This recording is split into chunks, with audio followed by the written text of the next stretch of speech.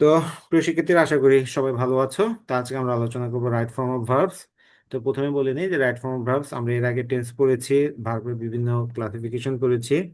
আমরা এই right form of verb আজকে পড়বো। এই রাইট ফর্ম অফ ভার্ব আমাদের সাধারণত ফিল ইন দ্য ব্ল্যাঙ্কস হিসেবে আসে, তারপর সেন্টেন্স মেকিং হিসেবে আসে, তারপর সেন্টেন্স ট্রান্সফরমেশনের জন্য আসে।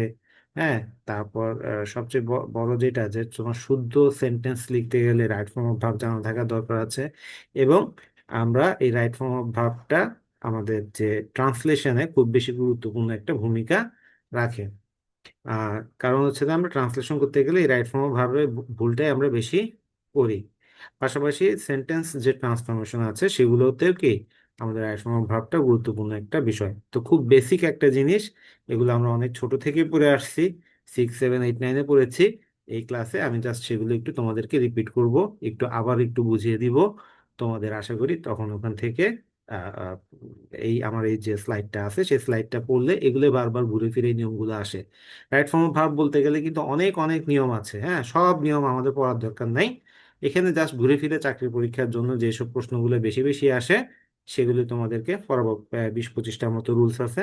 তো আমরা চেষ্টা করব আজকের একটা ক্লাসে বা দুইটা ক্লাসে আমরা সেই এটা শেষ করার জন্য। তো প্রথমে আসো, আমাদের প্রথম যে রুল নাম্বার ওয়ানে বলছে কোনো অ্যাডজেক্টিভের, আমরা রুল নাম্বারটা একটু পড়ি ভালো করে আগে। যে বলেছে কি দেখো,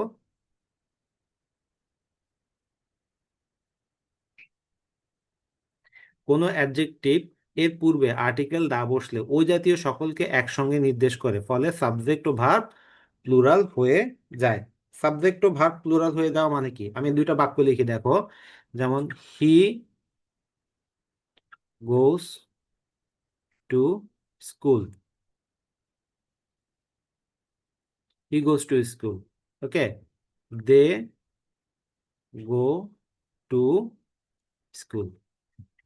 এই দুইটা বাক্যে এই যে এখানে যখন হি সাবজেক্ট, ওকে, তখন এই হিটা কি সিঙ্গুলার, তাই না?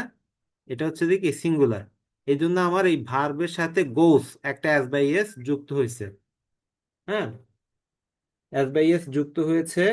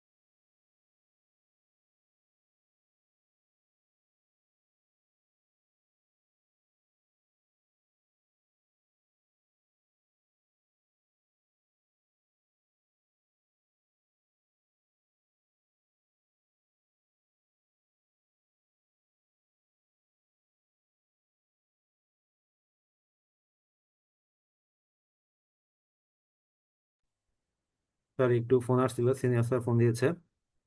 তো যেটা বলতেছিলাম, এই বাক্যটাতে দেখো হি সিঙ্গেল, তাই না? আবার এখানে দে যখন বলেছে, দে সাবজেক্টটা কি প্লুরাল, দে সাবজেক্টটা প্লুরাল।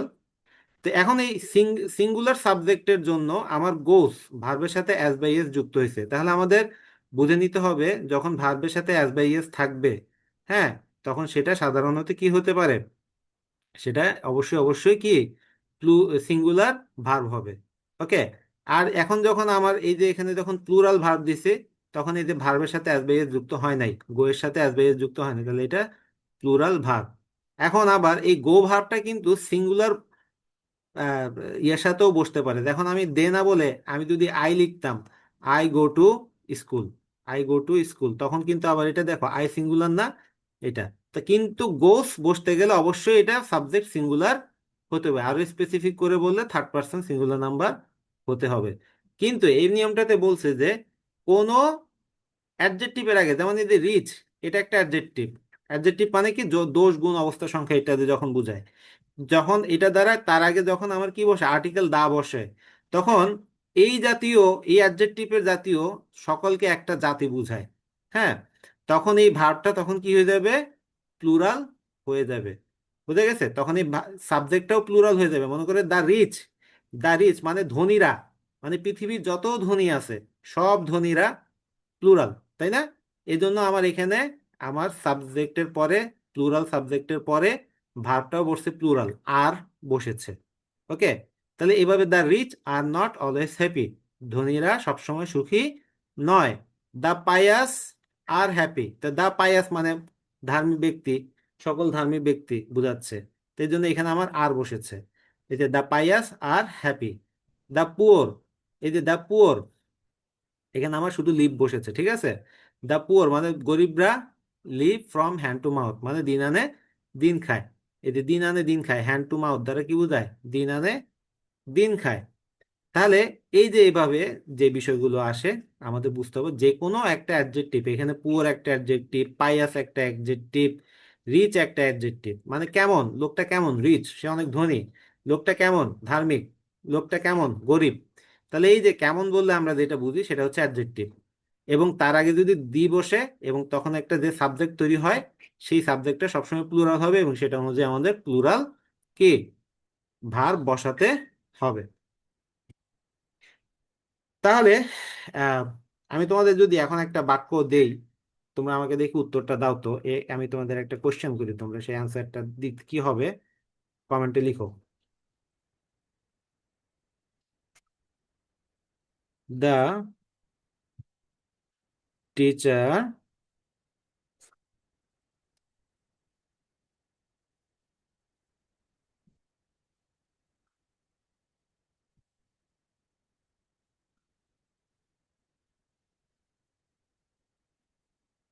এখানে কি হবে বলো,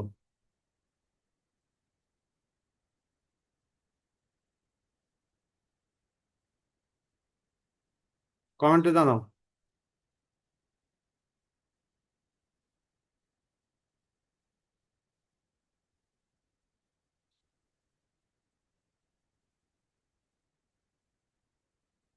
very good. The teacher R not always free, এখানে একটা জিনিস খেয়াল করে, টিচার কিন্তু অ্যাডজেক্টিভ না, টিচার কিন্তু একটা নাউন। কিন্তু আমি এখানে অ্যাডজেক্ট এই দা যখন বসানো হয়েছে, তাহলে দ্য টিচার দ্বারা সকল শিক্ষককে বোঝানো হয়েছে। ওকে, তো আহ, আহ, এই তো এই যে যে বিষয়টা আমাদের সব সময় মনে রাখতে হবে, যে যখনই কোনো নাউনের আগে যখন একটা আর্টিকেল দা বসানো হয়, তখন ওই জাতীয় সকলকে বোঝানো হয়, তখন সেটা প্লুরাল হয়ে যাবে। The teacher R not always free মানে শিক্ষকরা সবসময় ফ্রি থাকে না, সবসময় বিজি থাকে। শিক্ষকরা একটা জিনিস মনে রাখবে, সবসময় শিক্ষকতা হচ্ছে একটা বিজি পেশা, সবসময় তোমাকে আপডেট হতে হবে, আমাকে প্রতিনিয়ত শিখতে হয়, প্রতিনিয়ত আমাকে আপগ্রেড করতে হয়। 2 নম্বর নিয়মটা কি বলছে দেখো, রুল নাম্বার 2, অফ দ্বারা দুটি নাউন যুক্ত হলে পূর্বের নাউন অনুসারে ভাগ বসে। ওকে, যেমন দেখো দ্য কালার অফ হার আইস, হ্যাঁ, ইজ ব্লু। তাহলে দেখো এখানে আমার দ্য কালার, এটা হচ্ছে যে কি একটা নাউন, এটা হচ্ছে নাউন 1। ওকে, তাহলে অফ দ্বারা হার আইস, তার চোখ, হ্যাঁ তার চোখ, এটা হচ্ছে নাউন 2। তাহলে এখানে আমার ভার্বটা কোনটা অনুযায়ী বসছে, এই যে নাউন 1 অনুযায়ী আমার ভার্বটা বসেছে। ওকে, দেখো আমার এই যে দ্য কালার অনুযায়ী আমার এখানে কি বসছে, ইজ বসেছে। দ্য কালার, এখানে কিন্তু এই কালারের আগে দা বসানো হইলো, এটা দ্বারা পুরো জাতিকে বোঝাচ্ছে না, দা রং বোঝাচ্ছে, নির্দিষ্ট রং বোঝাচ্ছে, তার চোখের নির্দিষ্ট রং, তার চোখের রং নীল। অনেক সময় কি হয়, এই যে আইস দেখে এখানে আর দিয়ে দেয়, এটা হবে না। The colour of our eyes is হবে, কারণ এই দুইটা জিনিস, দুইটা নাউন বসানো হয়েছে, দুইটা নাউনের ইয়ে অনুযায়ী আমার প্রথমটা অনুযায়ী কি এখানে ভার্বটা বসবে। ওকে, তাহলে যেমন আমি যদি এভাবে বলি,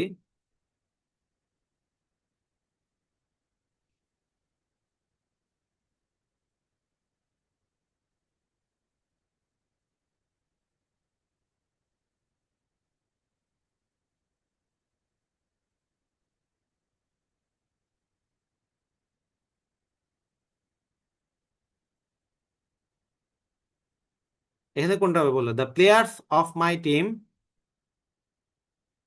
বিভাগ দিলাম, রেডি, কোনটা হবে? এখানে কোনটা বসবে? The players of my team, কোনটা বসবে? হ্যাঁ, ভেরি গুড। এখানে আমার অফ দ্বারা যুক্ত হয়েছে। হ্যাঁ, অফ দ্বারা যুক্ত হওয়ার কারণে, মাই টিমটা সিঙ্গুলার, এটা অনুযায়ী আমার এখানে ইজ বসে নাই, দ্য প্লেয়ার্স বলা হয়েছে। ওকে, এটা অনুযায়ী আমার এখানে কি বসানো হয়েছে? আর বসানো হয়েছে, the players of my team are ready. ঠিক আছে। ওকে, 3 নম্বর নিয়মে কি বলছে দেখো, অতীত নির্দেশক শব্দ উল্লেখ না থাকলে, আহ, উল্লেখ না থাকলে বাক্যে, এটা বাক্যে হবে, সরি এটা একটু ফন্ট ভেঙে গেছে। অতীত নির্দেশক শব্দ উল্লেখ না থাকলে, আমরা অতীত নির্দেশক শব্দ যেমন মনে করো সিন্স, হ্যাঁ, তারপরে once upon a time, yesterday, হ্যাঁ, ইয়েস্টারডে, মনে করো কোনো ইয়াতে টাইম মানে অতীতের কোনো তারিখ, এরকম যদি শব্দ উল্লেখ না থাকে, তাহলে যদি বাক্যে যদি always, regularly, sometimes, often, daily, generally, everyday, normally, occasionally, usually ইত্যাদি উল্লেখ থাকে, তবে বাক্যটি প্রেজেন্ট ইনডিফিনিট টেন্স হয়। আমার সবসময় মনে রাখতে হবে যে এই যে since, once upon a time, yesterday, এগুলো থাকলে বাক্য হবে পাস্ট ইনডিফিনিট।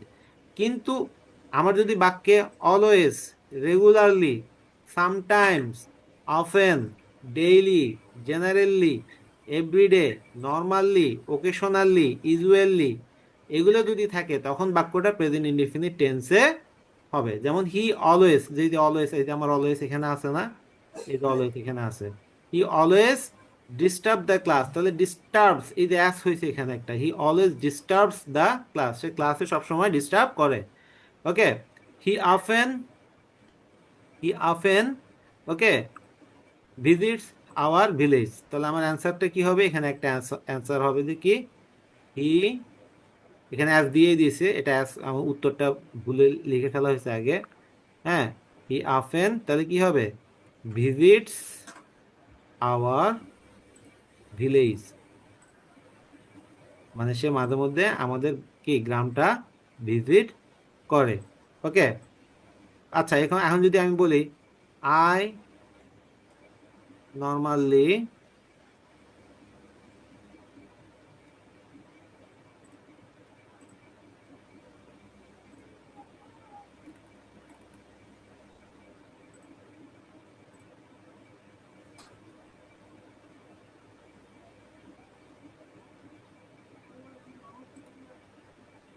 ওকে, আমি সাধারণত কি আমব্রেলা নেই না, তাহলে এখানে আনসার কি হবে?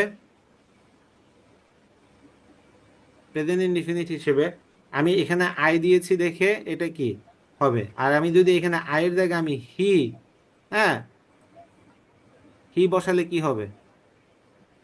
হি নর্মালি, এখানে একই একই জিনিস, ডু টেক আমব্রেলা, কি হবে বলো? আই বসালে কি হবে, হি বসালে কি হবে?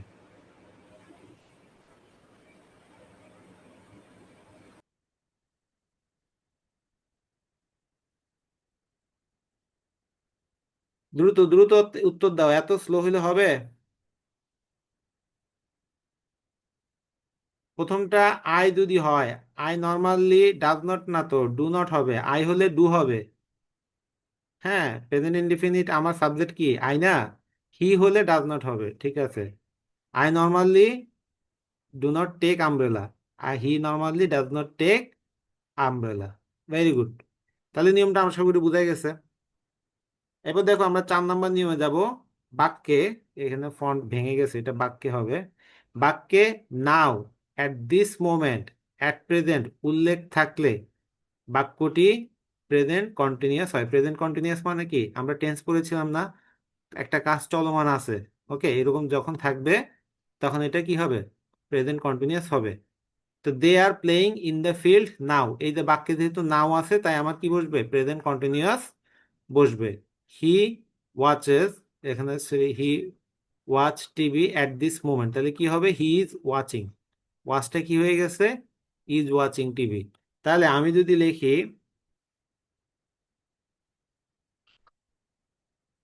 মাহাদি স্যার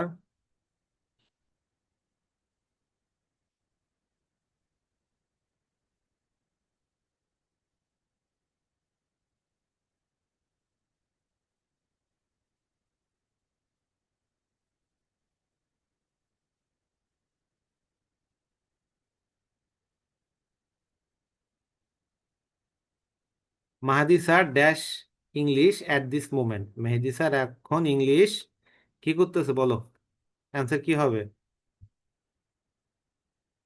অ্যাট দিস মোমেন্ট যেহেতু আছে, very good, is teaching, Mehedi sir is teaching English. দেখো এখানে আমাদের কিন্তু শুধু টিচ দিছে, আমাদের বি ভার্বটা বুঝে নিতে হবে যে আমাদের বি ভার্বটা এখানে অটোমেটিক্যালি আসবে। কেন আসবে? এই যে অ্যাট দিস মোমেন্ট থাকার কারণে। তো আমাদের এটা সবসময় মাথায় রাখতে হবে, বাক্যে যদি now, at this moment, at present এগুলো যদি থাকে, তাহলে এটা সবসময় কি হবে? প্রেজেন্ট কন্টিনিউয়াস টেন্সে হবে। যেমন now I am teaching you English. Okay, যেহেতু আমার যদি এটা ইয়া হিসেবে আসছে, নাও আছে যেহেতু প্রেজেন্ট কন্টিনিউয়াস করছে, বা নাও অ্যাট দিস মোমেন্ট, হ্যাঁ, I am teaching you English, বা at present I am teaching you English. তাহলে এই যেভাবে আমার সবসময় মনে রাখতে হবে, এই তিনটা শব্দ থাকলেই বাক্যটা সবসময় কি হবে? প্রেজেন্ট কন্টিনিউয়াস টেন্সে হবে। 5 নম্বর এটা কি বলছে দেখো, বাক্যে just, just now, already, recently, lately, yet, এবার ইত্যাদি থাকলে বাক্যটি প্রেজেন্ট পারফেক্ট টেন্স হয়। তোমাদের একটা বাড়ি কাজ থাকবে কি জানো, এই যে যে এখানে দেখো আমি তো দুই একটা উদাহরণ দিয়েছি। এই যে just, just now, already, recently, lately, yet, এবার, এই শব্দগুলোর প্রত্যেকটা দিয়ে তোমাদের একটা করে বাক্য তৈরি করে বাড়ি কাজ হিসেবে জমা দিতে হবে। কেন? কারণ তোমার এমনিতে রুলসটা মনে থাকবে না, যখনই তুমি লিখবা প্রত্যেকটা বাক্য তোমার যখন তৈরি করা তুমি শিখবা, তোমার ইংরেজিতে সেন্টেন্স মেকিং অ্যাবিলিটি তৈরি হবে। ওকে, ওকে, এবং এটা তোমাকে কি হবে, তুমি পরীক্ষার খাতায় তখন তুমি অটোমেটিক্যালি অ্যান্সার করতে পারবে, রুলসগুলো তোমার অটোমেটিক্যালি মনে থাকবে, এবং তুমি ফ্রি হ্যান্ড রাইটিং যেটা আছে, আমাদের যে পরীক্ষার সবচেয়ে বড় চ্যালেঞ্জ ফ্রি হ্যান্ড রাইটিং, হ্যাঁ, সেই ফ্রি হ্যান্ড রাইটিংটা তোমাদের অনেক বেশি সুন্দর হয়ে যাবে। সেন্টেন্স মেকিং করা শিখতে হবে, তুমি সেন্টেন্স মেকিং করা শিখতে পারলেই, গ্রামাটিক্যালি শুদ্ধ সেন্টেন্স মেকিং করা শিখতে পারলে তুমি ইংরেজিতে সেরা। আর চাকরির পরীক্ষায় ইংরেজিতে মনে রাখবা যে 99% পোলাপান ইংরেজি টাচ করে না, বা ইংরেজিতে সঠিক অ্যান্সার দিতে পারে না। তো ইংলিশটা ভালো করে একটু পড়া থাকলেই কি তুমি অ্যান্সার দিয়ে আসতে পারবে। তাহলে দেখো বাক্যে যখনই আমার just, just now, already, recently, lately, yet, ever এগুলো থাকবে, তখন সেটা প্রেজেন্ট পারফেক্ট টেন্স হয়। প্রেজেন্ট পারফেক্ট টেন্সটা কি মনে আছে? স্ট্রাকচারটা মনে আছে? সাবজেক্ট, তারপর কি হবে? হ্যাভ অথবা হ্যাজ প্রেজেন্ট পারফেক্টে, তারপরে ভার্বের ভি থ্রি, তারপর কি এক্সটেনশন বা বাকিগুলো, ঠিক আছে? যেমন I see him recently, recently যেহেতু বলছে, আমার প্রেজেন্ট পারফেক্ট টেন্স, তাহলে সাবজেক্ট অনুযায়ী হ্যাভ বসবে। সাবজেক্ট যেহেতু আই, তাই আমার হ্যাভ বসছে, I have seen him recently.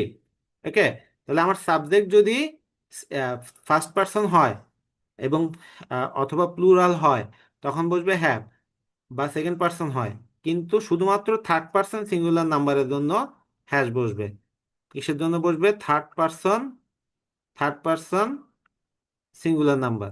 ওকে, তো দেখো, my brother dash to new place just now, just now যেহেতু বলেছে, হ্যাঁ, তাহলে কি হবে? মাই ব্রাদার এটা থার্ড পার্সন সিঙ্গুলার নাম্বার, এই জন্য আমার হ্যাজ বসেছে, হ্যাজ, এবং এরপরে কি ভার্বের V three, my brother has move to new place just now.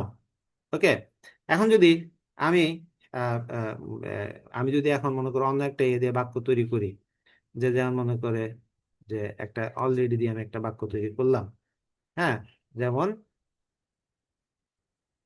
The teacher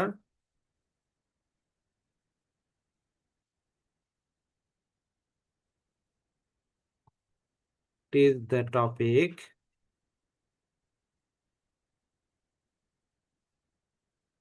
already, the teacher, বাক্যটা হচ্ছে এটা, the teacher teach the topic already, যেহেতু আমার এখানে অলরেডি আছে, তাহলে কি হবে?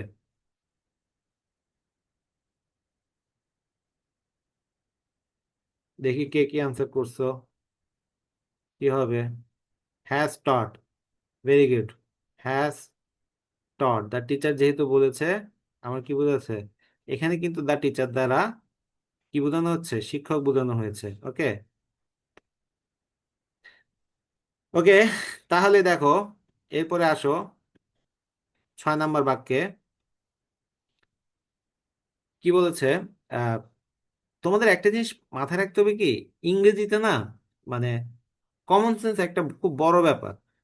তোমার বাক্য পড়ে অনেক সময় বুঝতে হবে যে এটা আসলে কি সিঙ্গুলার বোঝাচ্ছে না প্লুরাল বোঝাচ্ছে। যেমন ধরো এখানে যখন বোঝানো হয়েছে দ্য টিচার, এই এখানে টিচারটা হয়েছে সিঙ্গুলার, কিন্তু এর আগে আমি আরেকটা টিচারের ইয়ে দিয়ে করেছিলাম। হ্যাঁ, কোথায় জানো? এই যে এখানে, এখানে আবার দ্য টিচার দ্বারা বোঝানো হচ্ছে প্লুরাল। তো এই কোন টিচার দ্বারা সিঙ্গুলার আর কোন টিচার দ্বারা প্লুরাল বোঝাচ্ছে, এটা কমন সেন্সের ব্যাপার।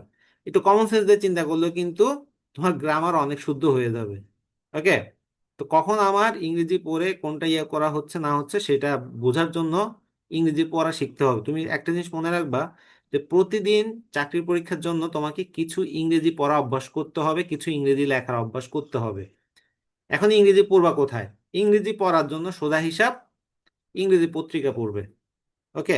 আর যদি মনে করো পত্রিকা পড়তে ভালো না লাগে, ছোট পোলাপানের গল্পের বই আছে না, সেই ছোট পোলাপানের গল্পের বই পড়বা।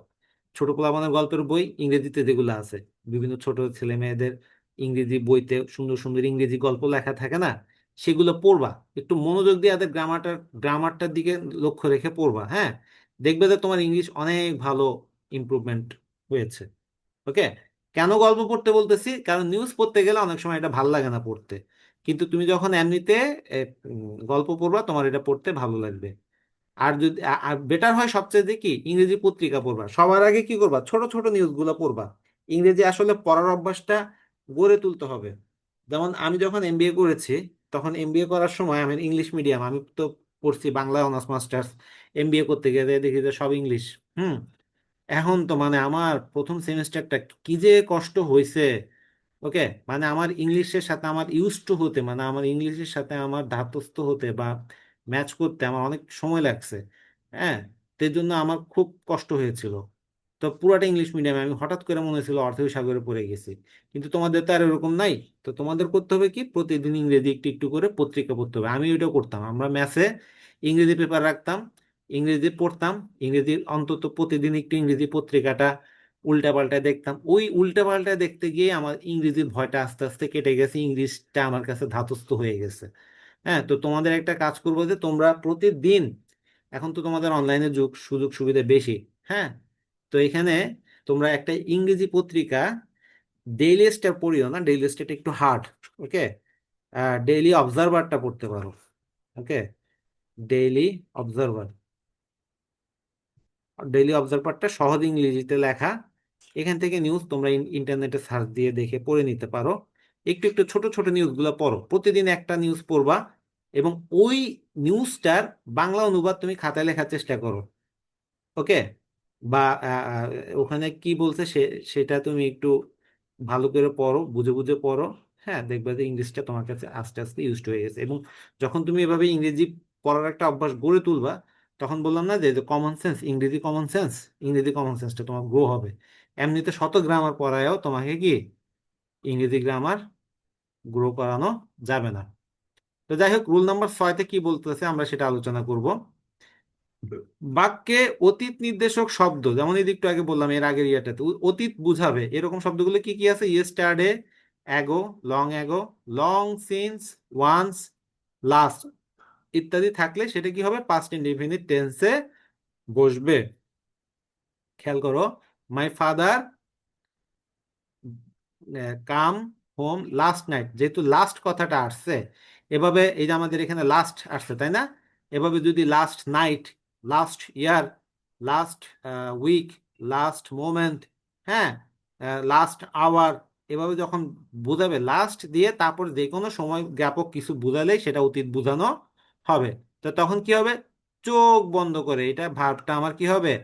পাস্ট ইনডিফিনিট টেন্সে বসবে। তাহলে মাই ফাদার যেহেতু আছে, তাই এটা কি হয়েছে? কেম হয়ে গেছে, my father came home last night. Okay, তাহলে আমি যদি এখন লিখি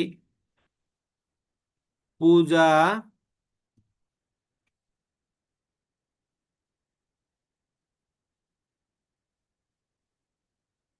ঢাকা ইয়েস্টারডে, কি হবে বলো?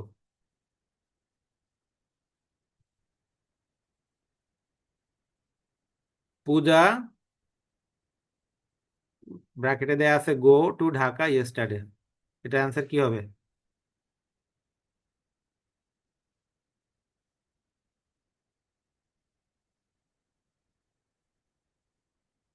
কি এতক্ষণ লাগে কেন একটা প্রশ্নের উত্তর দিতে? আমার ইয়েস্টারডে দেয়া আছে তা, এখানে ইয়েস্টারডে দেয়া আছে না, তাহলে পূজা, তাহলে আমার এখানে আর যাই হোক কেন আমার এখানে তো এটা ওয়েন্ট বসবে। পূজা ওয়েন্ট টু ঢাকা ইয়েস্টারডে, পূজা গতকাল ঢাকা গিয়েছে। এই একটা অ্যান্সার দিতে এতক্ষণ লাগে? এই সিম্পল জিনিসটা যদি না বুঝে কেমন হবে বলো? তাহলে আমার বাক্যে যদি এই জিনিসগুলো থাকে এগুলো একদম মুখস্থ করে ফেলবা, ইয়েস্টারডে, এগো, লং এগো, হ্যাঁ পাস্ট, এগুলো লাস্ট, ওয়ান্স। আমি যদি এখন বাক্যে আমি যদি বলি যে ওয়ান্স আপন এ টাইম, আমরা গল্প এভাবে লেখে তাই না, ওয়ান্স আপন এ টাইম দেয়ার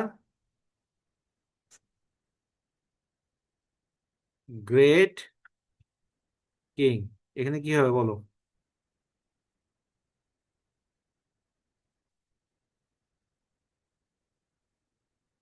কি হবে অ্যান্সার? লিখো, দ্রুত লিখো।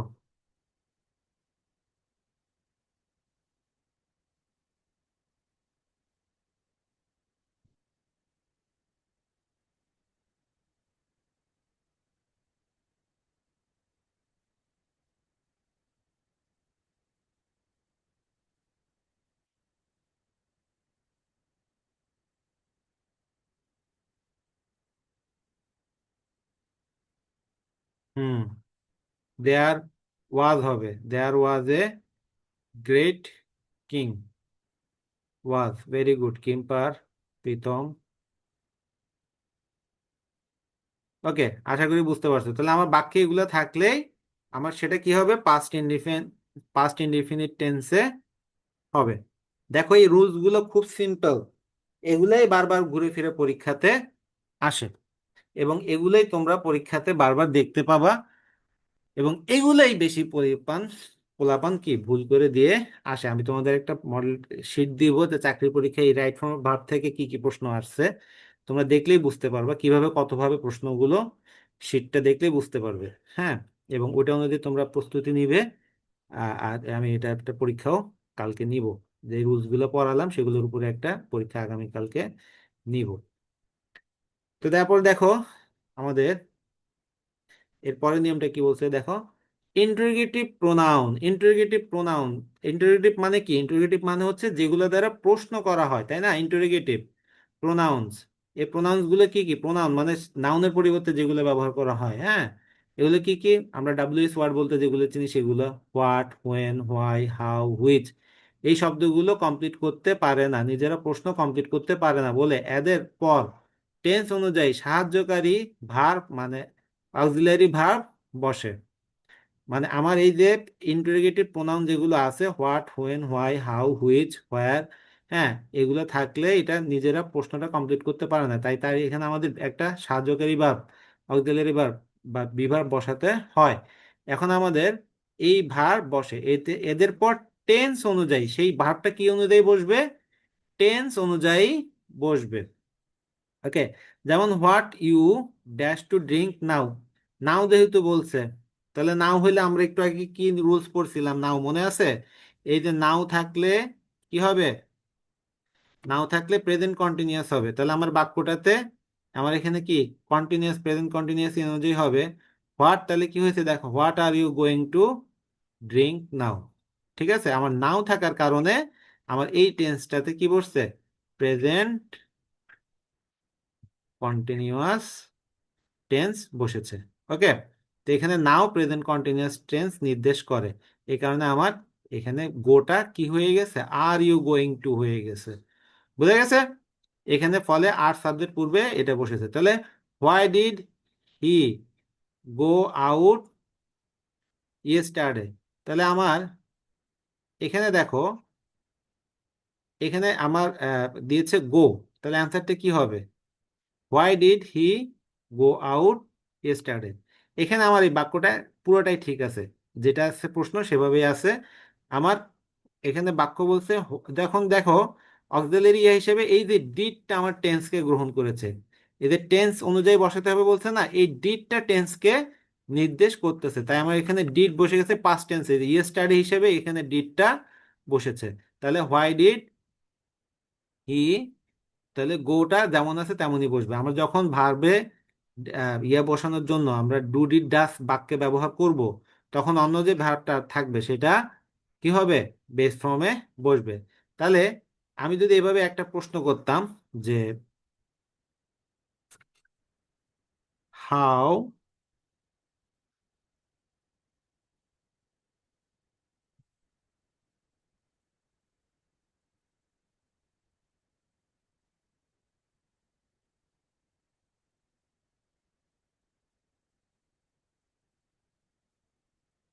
How do you go there yesterday, তাহলে আমার এখানে অ্যান্সারটা কি হবে বলো? ডু এর কোন রূপ বসবে?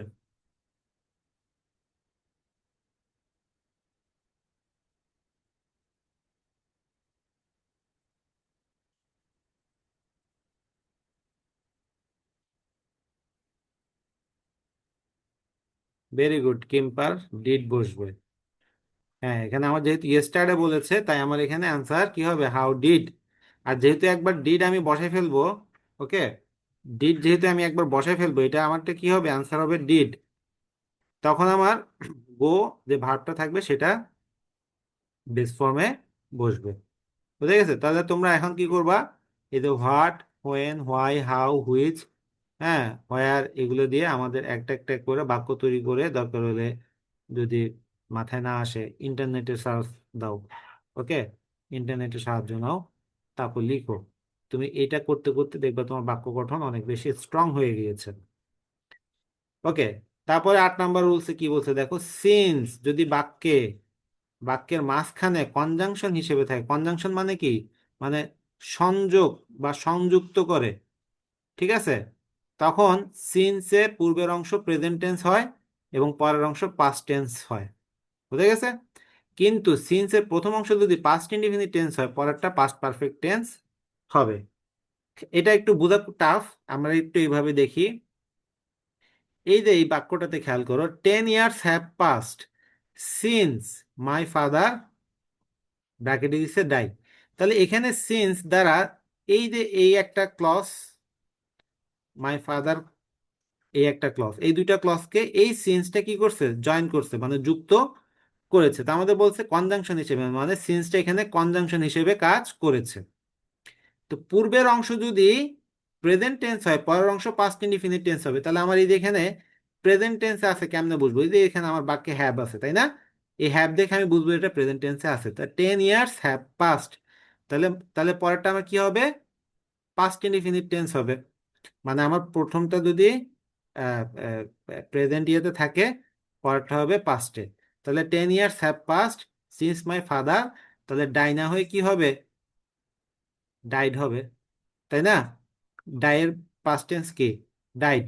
ওকে, তারপরে এর পরের বাক্যটা দেখো, it was long since I see her. আমার বলছে যে পরেরটাতে আবার বলছে যে কি, যদি সিন্সের আগে যদি পাস্ট থাকে, সিন্সের আগে আমার পাস্ট, এই যে ওয়াজ আছে এটা পাস্ট না, তাহলে আমার পরেরটা কি হবে? পাস্ট পারফেক্ট হবে। তখন আমারটা কি হবে? পাস্ট পারফেক্ট হবে। এই যে দেখো, এই কারণে এই যে এখানে ওয়াজ থাকার কারণে ইট ওয়াজ লং সিন্স,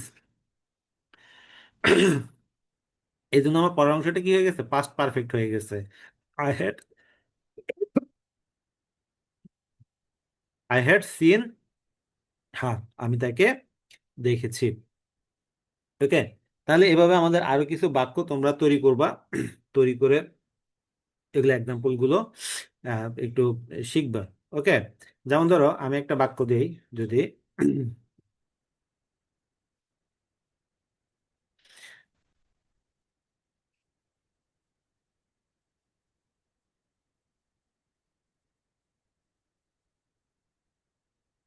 2 years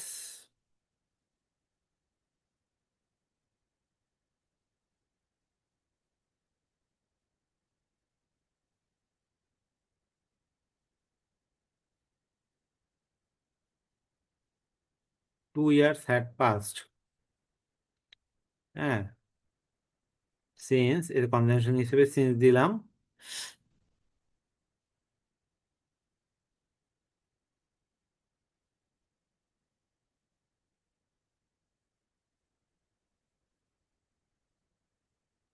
দেয়ার, তাহলে আমার বাক্যটা কি হবে?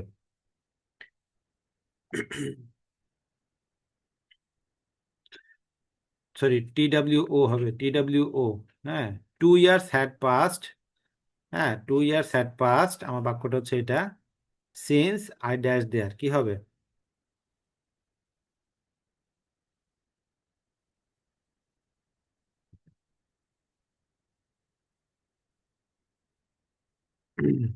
হ্যাড ওয়েন্ট হবে। গো এর পাস্ট পার্টিসিপল কি? আমার ভার্বের যখন হ্যাভ হ্যাড হ্যাজ যাই বসাই না কেন, আমি হ্যাভ বসাই অথবা হ্যাজ বসাই অথবা হ্যাড বসাই, যাই বসাই না কেন এরপর ভার্বের পাস্ট পার্টিসিপল বসবে, তাহলে আমার গন হবে না? তাহলে আমার কি হবে? I had gone there. 2 years had passed, I had gone there. বুঝে গেছে? আমার প্রথমটাই যে হ্যাড পাস্ট, এটা দ্বারা আমি বুঝতেছি যে এটা পাস্ট ইয়েতে আছে। পরেরটা আমার তো ডেফিনেটলি পাস্ট পারফেক্ট বসবে। বুঝে গেছে? ওকে, তারপর 9 নম্বর রুলসটা দেখো। অ্যাজ ইফ অ্যাজ দো, মানে আমরা ওই যে অনেক সময় কথা বলি না, সে এমন ভাবে কথা বলে যেন বহুত কিছু জানে, এরকম করে একটা কথা বলি না, এমন ভাবে কথা বলে যেন মানে সে একটা কিছু। তাহলে অ্যাজ ইফ অ্যাজ দো এই বাক্যের মাঝখানে থাকলে এদের প্রথম অংশ প্রেজেন্ট টেন্স হলে পরের অংশটা পাস্ট ইনডিফিনিট টেন্স হয়।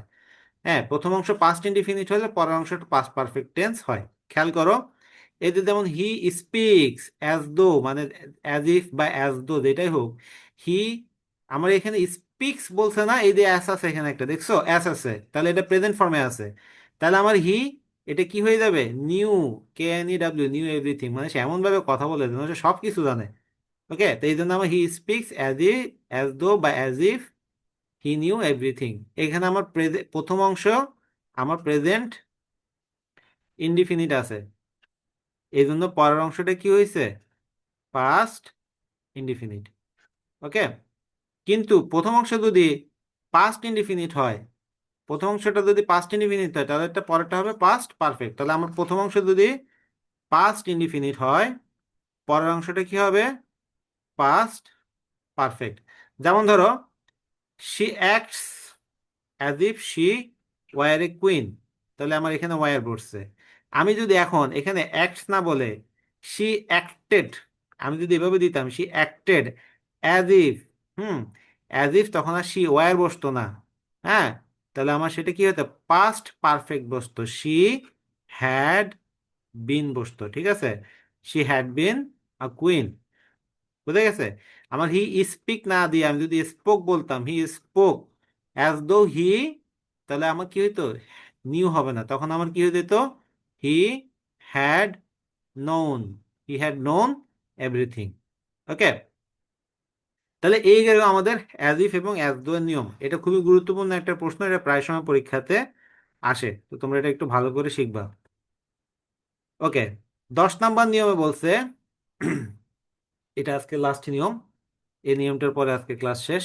এই 10 নম্বর নিয়মে কি বলছে দেখো। It is time, it is high time, fancy ইত্যাদি বাক্যের শুরুতে থাকলে এটা পাস্ট ইনডিফিনিট টেন্স বসাবে। সবসময় মনে রাখবে যে it is time, it is high time, fancy ইত্যাদি থাকলেই, হ্যাঁ, সেটা পাস্ট ইনডিফিনিট টেন্স হবে, মানে সাধারণ অতীতকাল হবে। আই ফেন্সি আই টার্ন পেল, তাহলে আমার এতে কি হবে?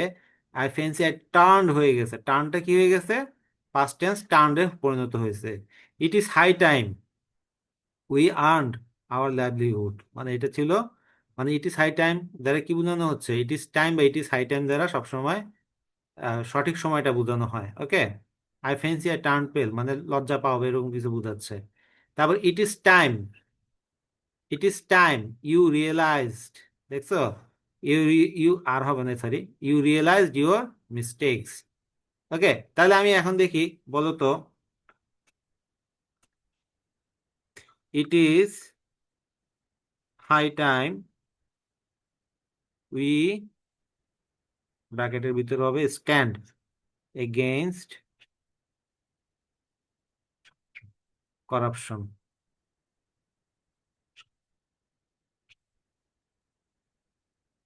দু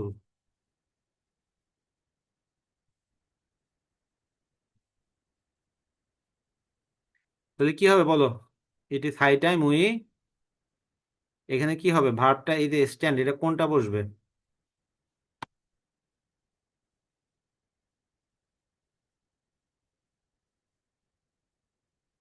stood, very good. It is high time we stood against corruption. ঠিক আছে, তাহলে আমার এখানে দেখো এই যে স্ট্যান্ডটা ইট ইজ হাই টাইম বসার কারণে আমার এই ভার্বটা, পরের ক্লজের ভার্বটা কি হয়েছে? পাস্ট ইনডিফিনিট টেন্সে বসেছে। তো আজকে ক্লাসটা এখানে শেষ করতেছি।